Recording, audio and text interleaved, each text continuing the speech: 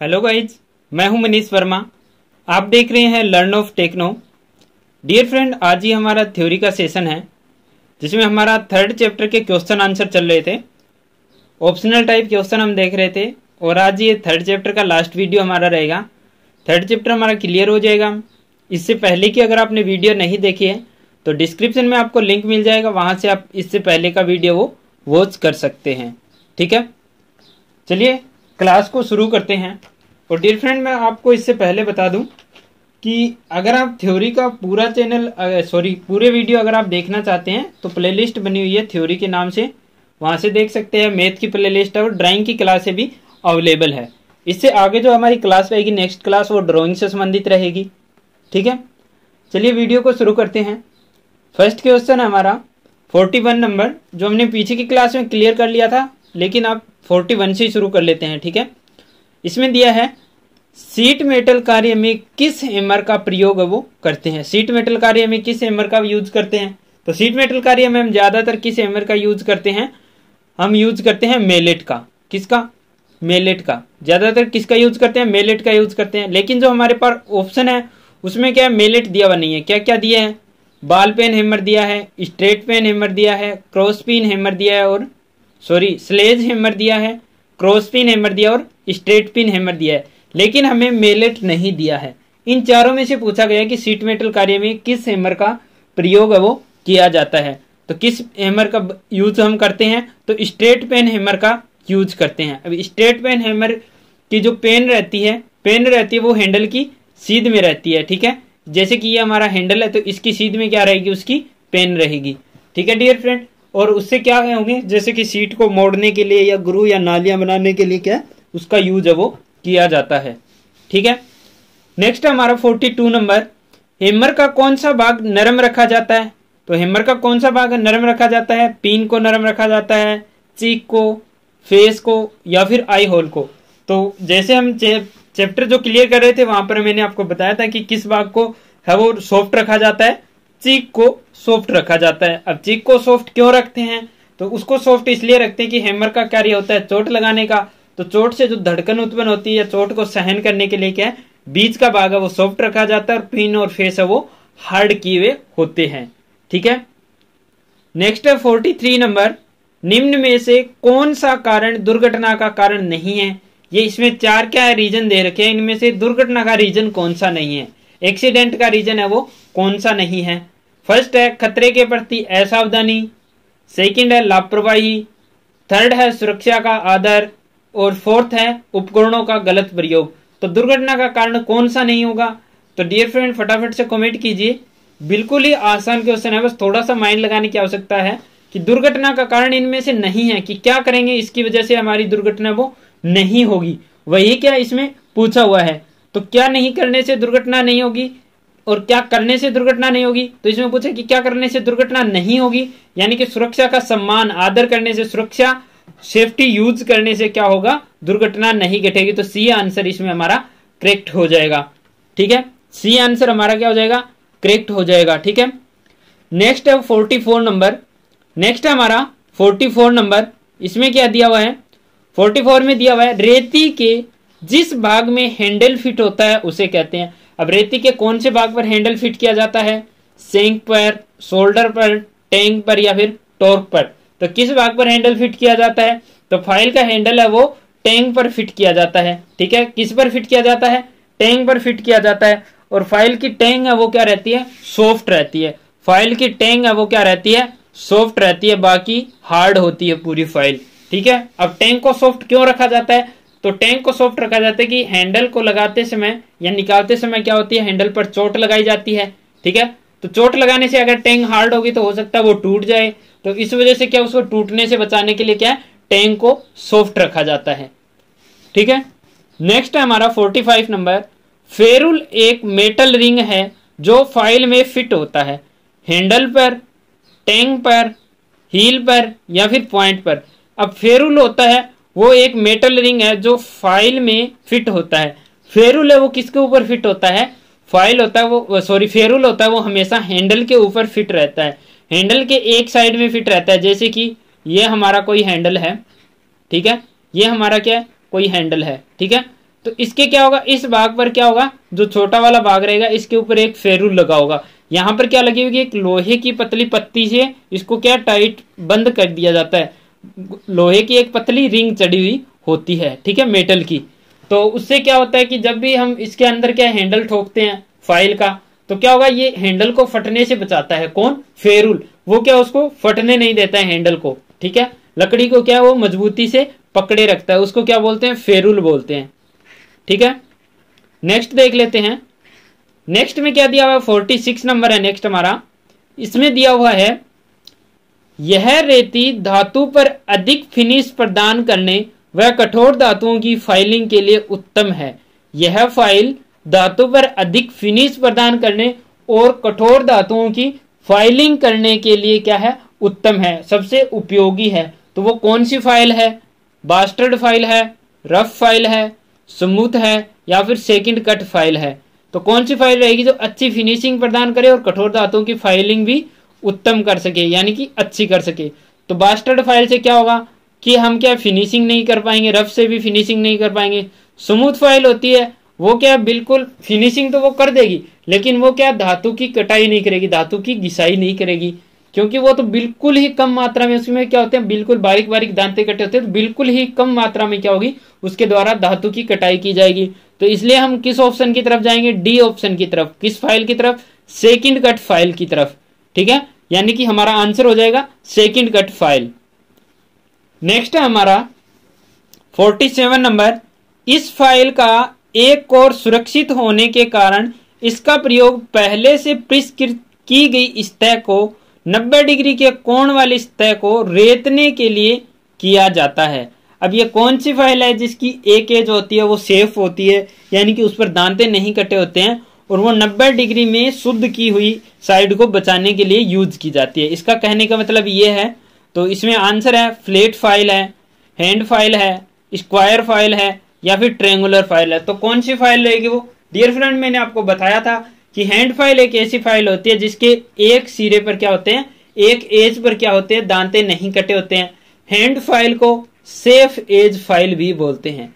क्या बोलते हैं, सेफ एज फाइल भी बोलते हैं। किसे, हैंड फाइल को, हैंड फाइल को सेफ एज फाइल भी बोलते हैं, ठीक है dear friend.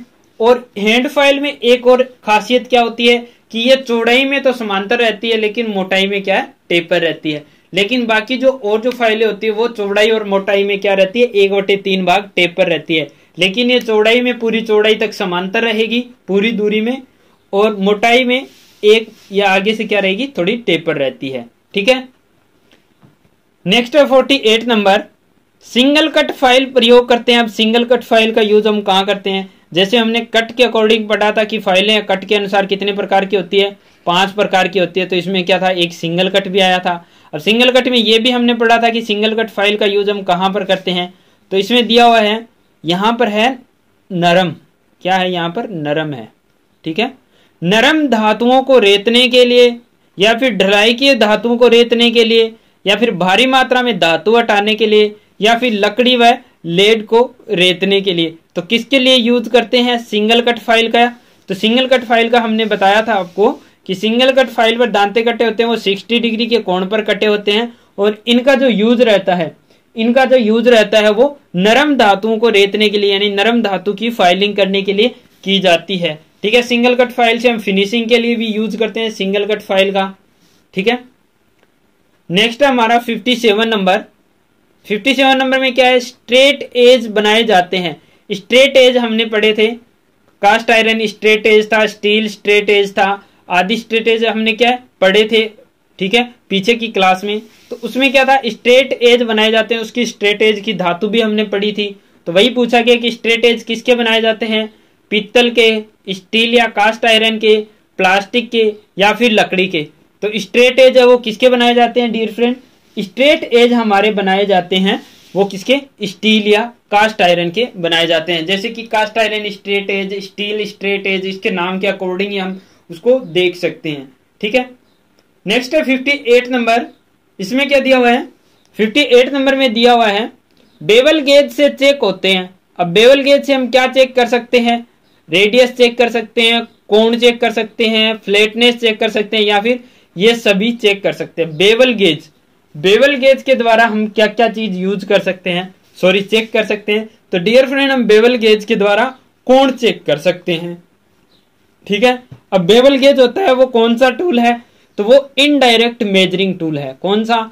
Indirect measuring tool, indirect measuring tool है। ठीक है, बेवल गेज मतलब हमारा जो होता है वो इनडायरेक्ट मेजरिंग टूल रहता है। इसका यूज है वो कोण मापने के लिए किया जाता है, कोण चेक करने के लिए, सॉरी। ठीक है, नेक्स्ट है 59 नंबर। इसमें दिया हुआ है टेलीस्कोप गेज का माप चेक किया जाता है। टेलीस्कोप गेज का माप है वो किसके ऊपर चेक करते हैं? स्टील रूल से, आउटसाइड कैलिपर से, आउटसाइड माइक्रोमीटर से, या फिर रिंग गेज से। तो टेलीस्कोप गेज जो हमारा होता है उसका कार्य रहता है किसी स्लॉट या होल की व्यास को मापना। ठीक है, और टेलीस्कोप गेज है वो कितने से कितने mm तक मापता है? तो 12.7 से 12.7 mm से 152.4 mm तक मापता है। कौन? टेलीस्कोप गेज है वो 12.7 से 152.4 mm तक मापता है। और एक इससे छोटा होता है, यानी कि 12.7 mm से कम व्यास के होल या स्लॉट हमें मापना हो तो इसके लिए स्मॉल होल गेज यूज करते हैं। क्या यूज करते हैं? Small hole gauge, small hole gauge हम यूज करते हैं। ठीक है, स्मॉल होल गेज हम यूज करते हैं। अब स्मॉल होल गेज है वो कितने साइज तक मापता है? तो स्मॉल होल गेज है वो 3.2 mm से 12.7 mm तक मापता है। 3.2 mm से 12.7 mm तक क्या मापता है? स्मॉल होल गेज मापता है। और टेलीस्कोप गेज है वो 12.7 से 152.4 mm तक मापता है। इसकी माप वो कई बार एग्जाम में पूछ ली जाती है। लगभग आपको एक क्वेश्चन इसका देखने के लिए मिल जाता है, कंपटीशन लेवल में भी और साधारण जो आपके पेपर रहते हैं उनमें भी। ठीक है, अब इसमें पूछा गया कि इस टेलीस्कोप गेज का माप चेक किया जाता है, यानी कि टेलीस्कोप गेज होता है वो इनडायरेक्ट मेजरिंग टूल होता है और उसका माप हम किसके ऊपर चेक कर सकते हैं? तो इसका माप अब हम आउटसाइड माइक्रोमीटर के द्वारा चेक कर सकते हैं कि हमारा टेलीस्कोप गेज है वो कितना खुला हुआ है, और जितना साइज का खुला हुआ होगा होल या जो हमारा होल या स्लॉट रहेगा उसका व्यास उसी के अनुसार रहेगा। ठीक है, नेक्स्ट है 60 नंबर। नेक्स्ट 60 नंबर में है बेवल प्रोटेक्टर की शुद्धता। अब पहले क्या पूछा था? बेवल गेज के द्वारा क्या चेक होता है? ठीक है, बेवल गेज की तरह ही बेवल प्रोटेक्टर होता है। ठीक है, उसका काम भी क्या होता है? कोण चेक करने का काम होता है। अब उसकी शुद्धता कितनी होती है कि बेवल प्रोटेक्टर है वो कितनी शुद्धता में कोण को चेक कर सकता है, उसकी एक्यूरेसी कितनी है? तो ये हमने देखा था पीछे क्लास में। तो उसकी एक्यूरेसी कितनी रहती है? 1 डिग्री, 1 मिनट, 5 मिनट या फिर 5 सेकंड। तो कितनी रहती है? तो बेवल प्रोटेक्टर की जो शुद्धता रहती है वो 1 डिग्री की शुद्धता में क्या है? हमारा बेवल प्रोटेक्टर है वो माप लेता है। कितने डिग्री की शुद्धता में? 1 डिग्री की शुद्धता में बेवल प्रोटेक्टर माप लेता है। लेकिन बेवल गेज की जो माप डिपेंड करेगी, बेवल गेज की जो एक्यूरेसी डिपेंड करेगी वो मापने वाले टूल के ऊपर डिपेंड करेगी कि किस टूल के द्वारा हम उसकी माप ले रहे हैं। ठीक है, नेक्स्ट है हमारा, नेक्स्ट है 49 नंबर। 49 नंबर में क्या दिया हुआ है? शॉर्ट रूल का प्रयोग करते हैं। शॉर्ट रूल का यूज मैंने बताया था, शॉर्ट रूल का यूज हम कहां पर करते हैं? ठीक है, पीछे की क्लासों में हमने इसको क्लियर किया था। तो फर्स्ट इसमें है तंग जगह का माप लेने के लिए, या फिर सभी साधारण कामों में, या फिर स्लॉट या ग्रू का माप लेने के लिए, या फिर लंबी सतह का माप लेने के लिए। तो शॉर्ट रूल का यूज कहां पर करेंगे? शॉर्ट रूल, शॉर्ट से हम समझ सकते हैं कि शॉर्ट का मतलब शॉर्ट रूल मतलब छोटा रूल। अब शॉर्ट रूल है, छोटा है, तो वो क्या है? छोटे माप के लिए काम में आएगा, लंबी मापों के लिए तो काम में नहीं आएगा। तो शॉर्ट रूल का यूज हम कहां पर करते हैं? तो स्लॉट या ग्रू का माप लेने के लिए क्या हम शॉर्ट रूल का यूज है वो करते हैं। ठीक है, नेक्स्ट है स्टील रूल बनाया जाता है। तो ये तो नॉर्मली सभी को पता है। स्टील रूल किसका बनाया जाता है? तो फटाफट से कमेंट बॉक्स में कमेंट कीजिए। अगर आप कमेंट करते हैं, आपको पता है तो कमेंट कीजिए। अगर आपको नहीं पता है तो कोई इश्यू नहीं है, जैसे ही हमारा वीडियो का एंडिंग आएगी स्टील रूल किसका बना होता है ये आपको बता दिया जाएगा। ठीक है, नेक्स्ट है 61 नंबर। बॉक्स स्पिरिट लेवल द्वारा ट्विस्ट को चेक करने के लिए रखा जाता है। बॉक्स जो स्पिरिट लेवल होता है उसके द्वारा ट्विस्ट को चेक करने के लिए रखा जाता है। इसमें क्या पूछा है? ट्विस्ट को चेक करने के लिए उसको किस अवस्था में रखेंगे, क्षैतिज में रखेंगे, वर्टिकल में रखेंगे, एंगुलर में रखेंगे या फिर एक्रॉस में रखेंगे, यानी कि हॉरिजॉन्टल रखेंगे, वर्टिकल रखेंगे, एंगुलर रखेंगे या फिर अक्रॉस में रखेंगे।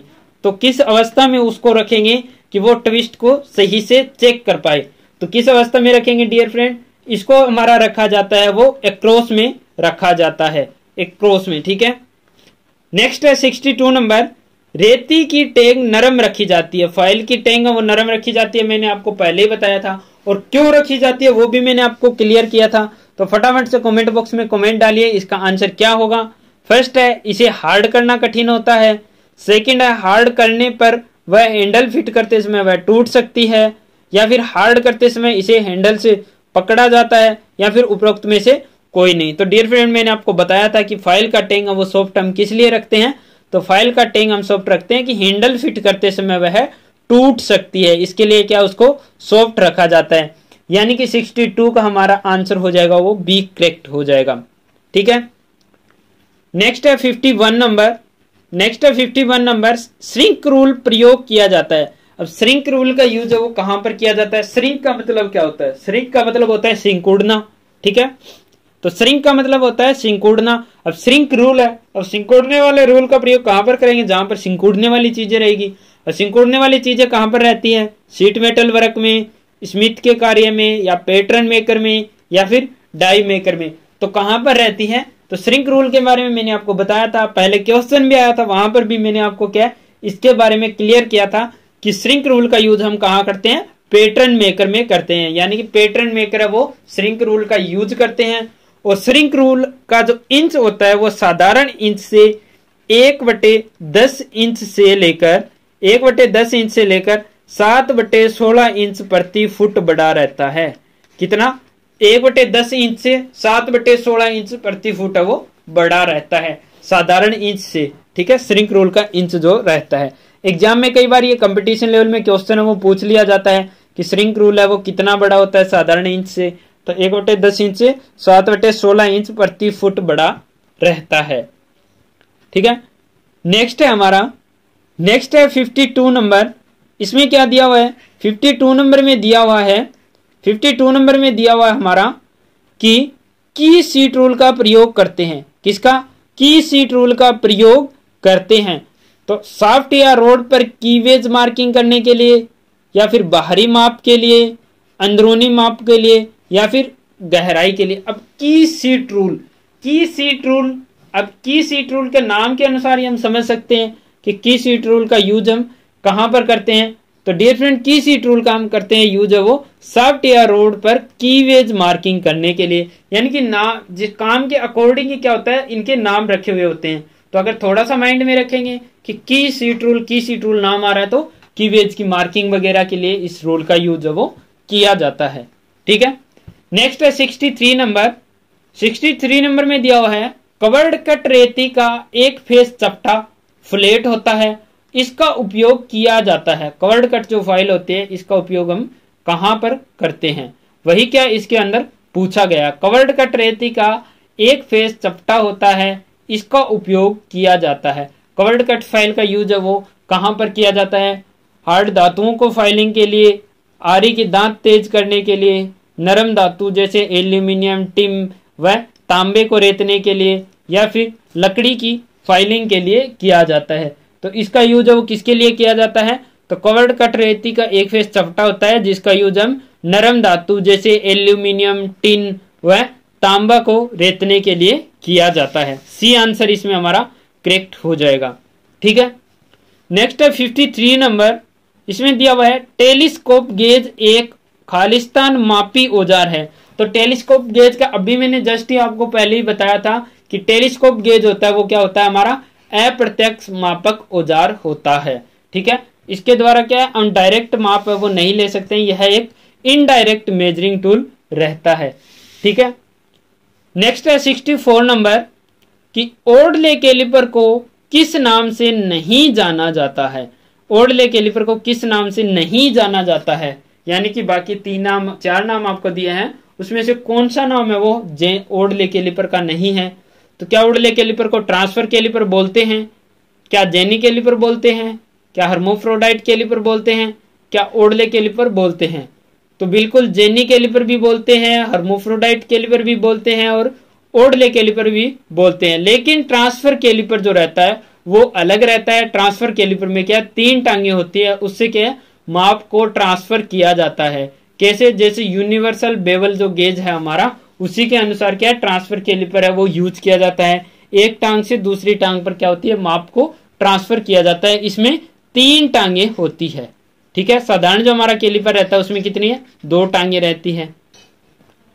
नेक्स्ट है हमारा 54 नंबर, टेलीस्कोप गेज की रेंज होती है। तो टेलीस्कोप गेज की रेंज मैंने आपको बताया था कितनी, 12.7 mm से 152.4 mm तक रहती है, वो टेलीस्कोप गेज की रेंज रहती है। और स्मॉल होल गेज की कितनी रेंज रहती है, 3.2 mm से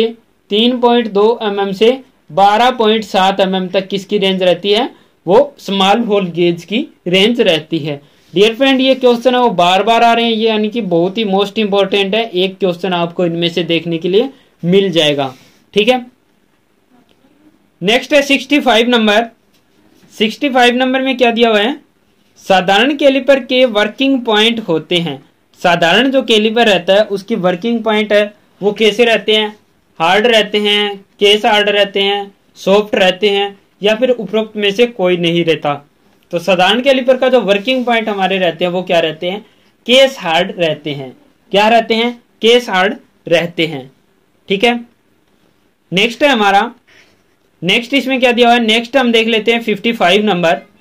55 नंबर में क्या दिया हुआ है, 55 नंबर में दिया हुआ है कॉम्बिनेशन सेट के जिस हेड से कोई भी कोण चेक किया जाता है उसे क्या कहते हैं। कॉम्बिनेशन सेट में 3 हेड होते हैं, स्क्वायर हेड, प्रोटेक्टर हेड और सेंटर हेड।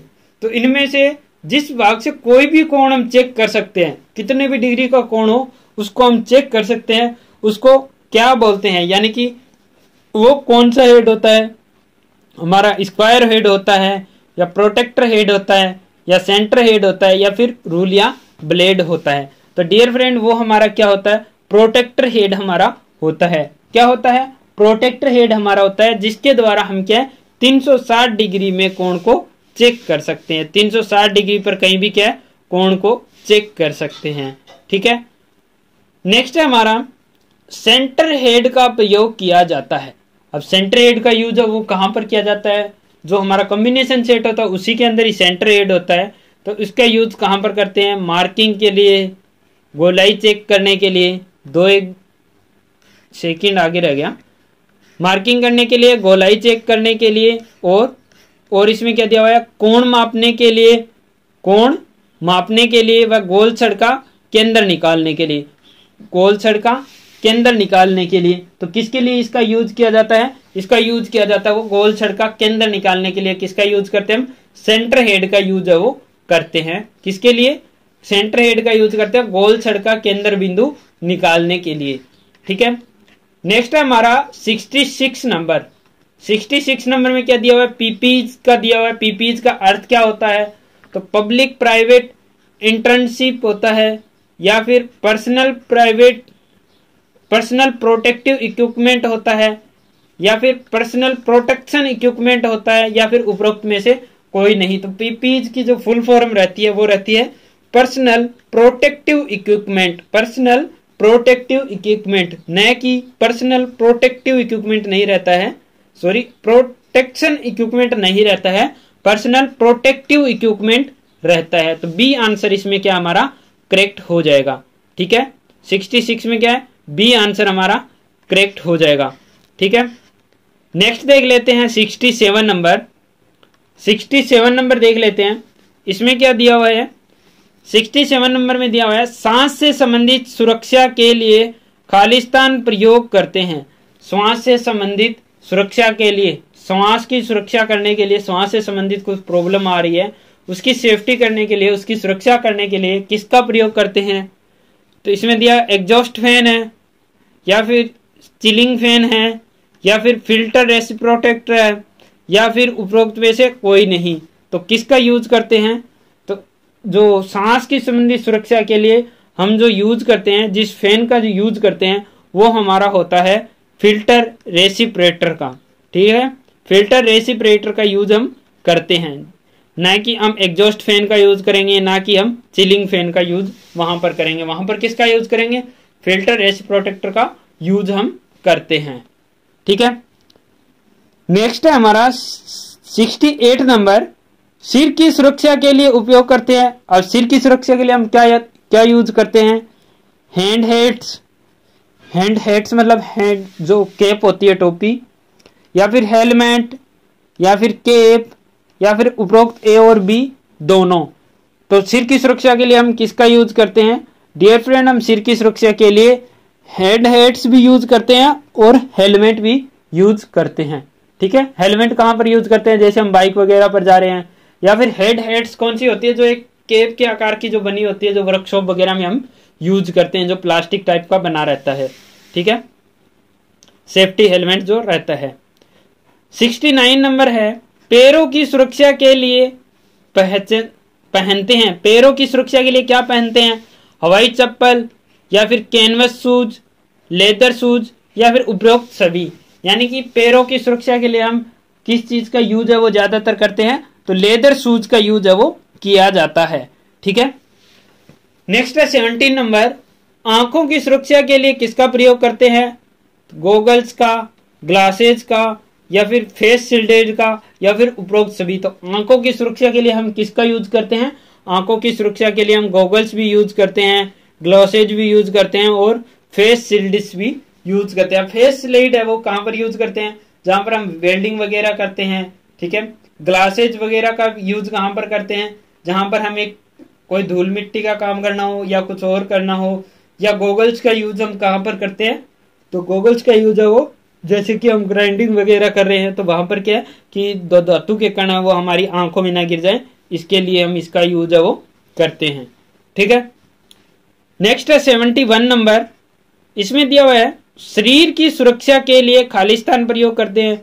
शरीर की सुरक्षा के लिए हम किसका यूज करते हैं? तो ओवरऑल्स का, ग्लव्स का, एप्रन का, या फिर उपरोक्त सभी का। तो शरीर की सुरक्षा के लिए किसका यूज करते हैं हम? ओवरऑल्स का करते हैं, ग्लव्स का करते हैं, एप्रन का करते हैं, यानी कि इन सभी का यूज हम करते हैं। डी आंसर हमारा इसमें से करेक्ट हो जाएगा। ठीक है, नेक्स्ट है 76 नंबर। 76 नंबर में क्या पूछा गया है? 5S में स्केत्सु का अर्थ है। 5S में स्केत्सु का क्या अर्थ है? 5S में क्या होता है? 5 S होते हैं, जैसे सीरी, शॉर्ट, साइन, स्केत्सु, सेत्सुके। ठीक है, तो इसमें से क्या पूछा? स्केत्सु का अर्थ पूछा है। अब स्केत्सु का क्या अर्थ होता है? कि वस्तु को साफ सुथरा व क्रम में रखना, या फिर अनावश्यक वस्तुओं को हटाना, या फिर मशीनों को चालू हालत में रखना, या फिर उपरोक्त सभी। तो जो हमारा स्केत्सु जो होता है, इसका क्या अर्थ रहता है? स्केत्सु का जो अर्थ रहता है वो रहता है वस्तु को साफ सुथरा व क्रम में रखना होता है, जचाकर उसको रखना होता है। ठीक है, 5S में शिक्षुके का क्या अर्थ होता है? अब क्या शिक्षुके का क्या अर्थ होता है 5S में? तो स्वयं का अनुशासन रहता है, या कार्यस्थल को साफ रखना होता है, मशीनों को चालू रखना होता है, या फिर उपरोक्त ए व सी दोनों है। तो क्या हो जाएगा इसमें करेक्ट आंसर हमारा? स्वयं का अनुशासन में रखना और मशीनों को चालू हालत में रखना, यानी कि डी आंसर हमारा करेक्ट हो जाएगा। ठीक है, नेक्स्ट देख लेते हैं। नेक्स्ट में क्या दिया हुआ है? नेक्स्ट है हमारा 78 नंबर। 78 नंबर में क्या दिया हुआ है कि वर्कशॉप में आग लगने पर क्या करना चाहिए? वर्कशॉप में जब आग लग जाए तो क्या करना चाहिए? चुपचाप देखना चाहिए, तुरंत बाहर निकलने का प्रयत्न करें, या फिर बिजली का मेन तुरंत बंद कर दें, मेन स्विच। ठीक है, या फिर फायर ब्रिगेड को तुरंत सूचित करें। तो वर्कशॉप में आग लगने पर हमें क्या करना चाहिए? यानी सबसे पहले इनमें से हमें क्या करना चाहिए? तो बिजली का मेन स्विच है वो तुरंत हमें बंद कर देना चाहिए, ताकि हम क्या है आग को आगे बढ़ने से रोक सके। ठीक है, नेक्स्ट है 79 नंबर, यदि कार्यस्थल पर बिजली जाने से अंधेरा हो जाए तो क्या करना चाहिए? अब कार्यस्थल पर क्या होता है कि कई बार कोई इमरजेंसी में क्या होती है, लाइट चली जाती है, बिजली चली जाती है, तो उसके लिए हमें क्या करना चाहिए?